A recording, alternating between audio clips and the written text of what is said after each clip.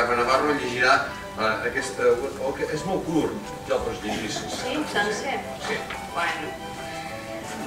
Als matins, abans d'arribar a les màquines expenedores de tiquet, recorro un passadís ample i lluminós.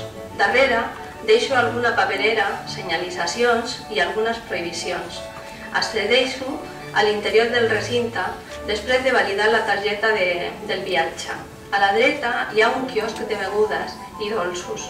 A l'esquerra, 5 panells amb publicitat, el personatge dels quals em somriuen sempre. 2 direccions ben senyalitzades, escales mecàniques, separades per una barana, permeten al viatger accedir a les andanes. I veig les pantalles de televisió que ininterrompudament emeten imatges, panells indicadors del temps d'espera dels trens, bancs de pedra que a mida que van arribant la gent a l'andana són ocupats pels viatgers, i als vagons, passatgers muts, alguns amb els diaris gratuïts plens de titulars, altres amb un llibre i molts amb els auriculars van escoltant música i parlant per telèfon.